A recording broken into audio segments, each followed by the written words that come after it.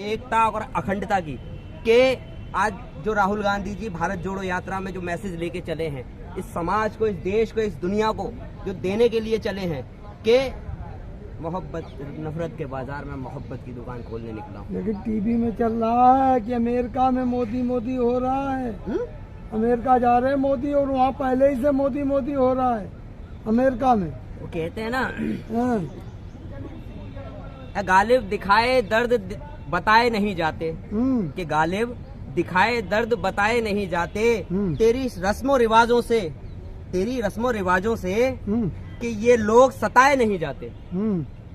कि जैसे कि आपने देखा कि अभी 1 महीने पहले राहुल जी गए थे अमेरिका, तो वो उस क्षेत्र में गए थे जहां मोदी जी का वर्चस्व था, हिंदुत्ववादी संगठनों का वर्चस्व था। वहां उन्होंने पहल करी और पहल सक्सेस हुई कि आज जो आपने देखा होगा राहुल गांधी जी के अमेरिका से आते ही कि जो टीआरपी थी राहुल जी की वो एकदम बढ़ गई, और राहुल जी को चाहने वाले एकदम बढ़ गए। क्यों? कि वो अमेरिका वाले भी उनकी श्रेणी में, उनकी गिनती में आ गए जो राहुल जी को चाहते थे।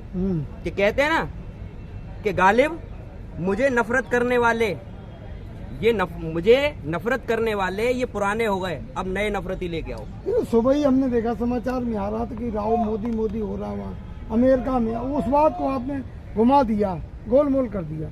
भाई साहब, मैं समित पात्रा नहीं हूँ, हाँ। और मैं भारतीय जनता पार्टी का प्रवक्ता नहीं हूँ। हाँ। सबसे बड़ी बात यह है कि गोलमोल घुमाना कांग्रेस के किसी भी प्रवक्ता को या किसी भी कार्यकर्ता को नहीं आता। वो मुद्दों पे बात करता है और थोड़ी बात करता है और पूरी बात, मतलब एजेंडा है सिर्फ मोदी का विरोध करना। एजेंडा आपका है मोदी का विरोध करना। भैया एजेंडा तो तब भी था जो राहुल जी का विरोध करना। कि एक ऐसी मशीन लगाई जाएगी, आलू डालो पैसा निकालो, आलू डालो पैसा निकाल लो। तो ये भी तो एक मशीन थी। आज देखिए केदारनाथ पे कि सोना डालो पीतल निकालो। ये भी तो भ्रष्टाचार एक देखने को मिला है देश को। तो इसमें मोदी जी का क्या रोल है? सोना अगर पीतल हो गया तो मोदी जी का रोल है इसमें। आपने कल का वो देखा है? देश के रक्षा मंत्री, मैं उनकी इज्जत करता हूँ क्योंकि मैं उनको देश का रक्षा मंत्री कहूंगा, कि राजनाथ सिंह जी ने एक संवाद किया था, अमर उजाला से संवाद, है ना, संवाद आया था ना, तो उसमें उन्होंने क्या कहा है कि राम भरोसे की कहानी सुनाई है। अच्छा। तो इस देश को हम राम भरोसे नहीं छोड़ सकते। मैंने लिख के यही कहा है, सवाल यही है, और हकीकत बात है कि चलो देर आए दुरुस्त आए, कि कम से कम भारतीय जनता पार्टी को इस चीज को समझ में तो आया कि इस देश के विकास और इसकी देश की प्रगति को हम राम भरोसे नहीं छोड़ सकते। और पूरे 10 साल इस भारतीय जनता पार्टी ने और भाजपा के प्रधानमंत्री और भाजपा के गृह मंत्री ने इस देश की अर्थव्यवस्था को, इस देश की महंगाई को, इस देश में हो रहे अत्याचार को, इस देश में फैली हुई नफरत को वाकई में राम भरोसे छोड़ रखा था। मोहम्मद समीर को मोदी जी की लोकप्रियता क्यों नहीं भा रही है? लोकप्रियता? हाँ, मोदी मोदी हो रही है मेरे भाई। झूठी लोकप्रियता किसको भाती है? झूठी लोकप्रियता कि एक भी एजेंडे पर या एक भी मुद्दे पर या देश के जनता के एक भी वादे पर अगर मोदी जी खरे उतरे हैं तो मैं उनके लिए नतमस्तक होने के लिए तैयार हूँ। कौन सा वादा? कहाँ है वो 15 लाख? कहाँ है वो 2 करोड़ नौकरियाँ? 15 लाख की डेट मिली थी भाई साहब। डेट मिली थी 15 लाख। भाजपा के गृह मंत्री ने उस चीज को जुमला कह के खत्म कर दिया। हाँ, तो बस, और हर वादे को जुमला कह के खत्म कर दिया। तुम तो पकड़े बैठे हो जब उन्होंने एक बात कह दी जुमला है, फिर आप बार बार दूसरा नाम बताओ। आप वो, ये सबसे बड़ी बात तो ये है ना कि जब जिसको ये पप्पू बनाने चले थे और अरबों खरबों देश की, हकीकत बात है, मैं तो ये सोचता हूँ कि क्या ये संपत्ति राहुल जी को पप्पू बनाने के लिए तो गिरवी नहीं रखती सारी, कि मतलब राहुल जी के सर सारी छवि को नीचे गिराने के लिए देश की संपत्ति को गिरवी लगाए जा रहे हो। किसी की छवि को, किसी से इतनी आप कुड़न किलसन और दिल में इतनी उसके खिलाफ नफरत रखते हो कि सिर्फ उसके पीछे, राहुल के पीछे सिर्फ गांधी लगा हुआ है, इसलिए एक गांधी के नाम से आप इतनी कुड़न और कल्प रखते हो कि जिसके पीछे गांधी लगा हुआ है उसको आप इस तरह से बदनाम करने के लिए, इस तरह से उसकी व्यक्तित्व को, चरित्र को नीचे गिराने के लिए आप हदें पार कर दोगे। कांग्रेस मुक्त भारत, वैसे 24 में भाजपा मुक्त भारत होने वाला है। हाँ, ये मेरा वादा है। देश की जनता से मेरा वादा है, 24 में भाजपा मुक्त भारत होने वाला है। आप अकेले थोड़े नहीं करेंगे, जनता मोदी के साथ है। जनता मोदी के साथ है तो ये बताइए कि भारतीय जनता पार्टी के आए दिन नेता क्यों पिटते रहते हैं? क्यों पिटते रहते हैं? क्यों ब्रजभूषण शरण सिंह का क्या कहते हैं काफिले पे पत्थरबाजी अभी की गई? वो जनता ही है ना, कोई खरीदे हुए तो क्या कहते हैं कार्यकर्ता नहीं है। किसी भी पार्टी और राजनीतिक पार्टी के तो कार्यकर्ता नहीं है, वो जनता ही है कि जिस गांव में वो सभा लेने जाते हैं वही गांव उनका विरोध करता है और उनके काफिले पे पत्थरबाजी करता है। तो सबसे बड़ी बात तो यही है ना कि लोकप्रियता, मोदी जी की लोकप्रियता ये देखी गई कि हिमाचल में एक क्या कहते हैं किसी मंत्री को फोन करते हैं कि आप अपना टिकट वापस ले लीजिए, आप बैठ जाइए। कोई भाजपा में कोई नेता इनकी मानने को तैयार नहीं है। लोकप्रियता ये देखिए कि अपनी ही पार्टी के नेता इनकी बात को मानने को तैयार नहीं है। अब सारे कैमरे चालू है, मोदी जी के विकास भी बता दो जरा, मोदी जी के अच्छे काम भी बता दो 2-4। सारे कैमरे तो मोदी जी के लिए चालू रहते हैं मेरे भाई। मोदी जी के लिए वो अगर क्या कहते हैं सिंक में अगर हैंड वॉश भी करते हैं ना तो भी वो कैमरे चालू करके रखते हैं। तो सारे कैमरे तो उनके लिए चालू रखिए, हमारे लिए तो उतना कैमरे चालू रखिए जो हमारी बात जनता तक पहुंच जाए, हमारी बात जनता तक पहुंच जाए। तो सबसे बड़ी बात तो ये है कि मोदी जी के विकास में सबसे बड़ी एक बहुत बड़ी विकास है जो आज 10 साल बाद देखने को मिल रहा है, मणिपुर। सबसे बड़ा विकास कि भारतीय जनता पार्टी की सरकार होने के बाद और 50 दिन से मणिपुर चल रहा है और भारतीय जनता पार्टी के पास मणिपुर का मां भी नहीं लिया जा रहा। देश भाजपा के प्रधानमंत्री से, भाजपा के गृह मंत्री से मणिपुर का मां भी नहीं आ रहा।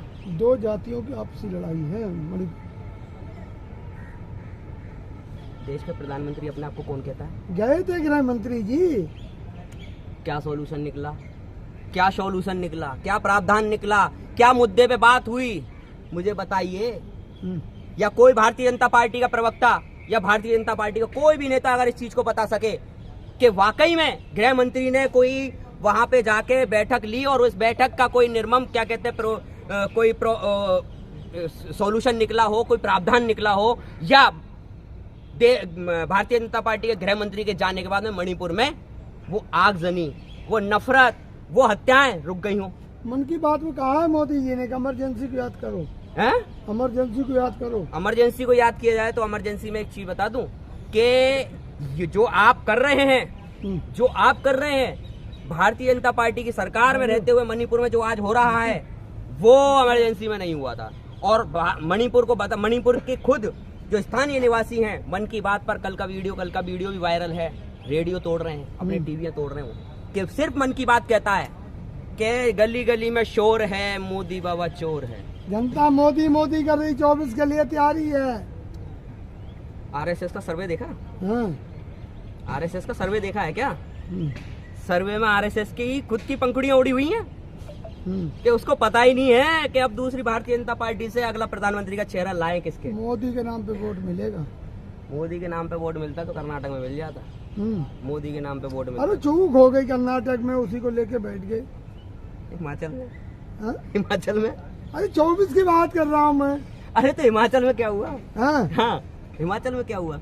उत्तर प्रदेश में क्या हो रहा है?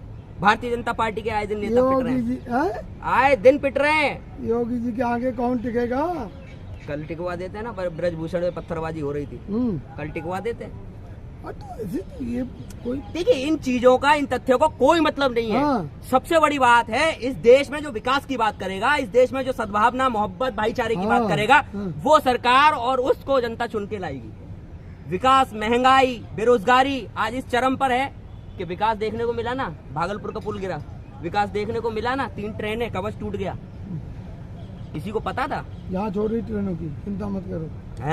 जांच हो रही है, जांच चल रही है। ट्रेनों की भी कोई जांच होती है क्या? नहीं, जो एक्सीडेंट हुआ उसकी जांच। ट्रेनों की जांच कौन सी होती है कि पहियों की जांच करोगे कि पटरी की जांच करोगे? पहली बात तो यह है कि उस झूठ की जांच करो जो कवच के नाम पर देश की जनता को भ्रमित करने के लिए कहा गया, उस झूठ की जांच करो। अरे रेल मंत्री जी 51 घंटे वहाँ आपको पता था उस दुर्घटना से पहले कि अश्वनी वैष्णव क्या कहते हैं, देश के रेल मंत्री हैं? किसी को पता था? नहीं पता था। गुजरात चुनाव से पहले पता था कि वहां का सीएम भी बदल दिया गया और सीएम कौन सा नया आया, चेहरा पता ही नहीं है। भारतीय जनता पार्टी में सबसे बड़ी बात तो मोदी जी की एक ये छवि है कि वो कब किसी से कौन सा पद और कौन सा क्या कहते हैं संस्था और कौन सा डिपार्टमेंट वापस ले लेते हैं, ये पता ही नहीं रहता है। कि कौन कब किसका मतलब कौन सा मंत्री है। मोदी जी की काबिलियत पे नाज है आपको, इसका मतलब मोदी जी की काबिलियत पे नाज है। भाई साहब 18 घंटे काम करने वाला प्रधानमंत्री, मुझे तो आज हंसी आती है देश का प्रधानमंत्री कहते हुए। अरे देश को मजाक बना दिया मोदी जी आपने, अपने आप की छवि को, जिस छवि से आप 14 में आए थे, अपनी छवि को आपने मजाक बना 14 के बाद 19 में भी आ गए, दिया। अब 24 में भी आएंगे। 24 में एक एजेंडा लेके आ रहे हैं, मुझे लगता है कि शायद वो अब केदारनाथ का एजेंडा लेके आएंगे, क्योंकि राम का एजेंडा तो क्या कहते हैं, कल राम के जो नाम पर राम की छवि को धूमिल करते हुए, चरित्र को गिराते हुए और राम के जो पद चिन्हों पे चलने का इस देश में, देखिए एक चीज बता दूं, मैं पहले बार हमेशा जब से मैं देश के और जनता के मुद्दों को उठाने लगा हूं, तो मैं बार इस चीज को कहता हूं कि गुनहगार का कोई धर्म नहीं होता।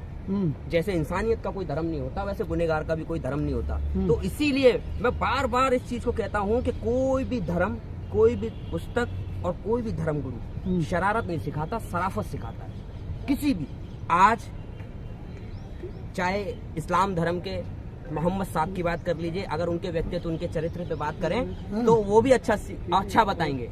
राम के चरित्र की बात करें, अगर चलना चाहे तो उनके भी पद चिन्ह बहुत अच्छे हैं। गुरु नानक साहब की बात करें तो उनके पद चिन्हों पे इंसान चले तो वो भी इंसानियत सिखाते हैं। किसी भी धर्म गुरु की आप बात कर लीजिए, पर ये एक ऐसा प्रधानमंत्री है जो हिंदू होने के बाद में सबसे ज्यादा हिंदुओं को ही बेवकूफ बना रहा है। एक आखिरी सवाल रहेगा कि उत्तराखंड में जो पलायन हो रहा है उसको कैसे देखते हैं? पलायन उत्तर प्रदेश में भी हो रहा है। हाँ।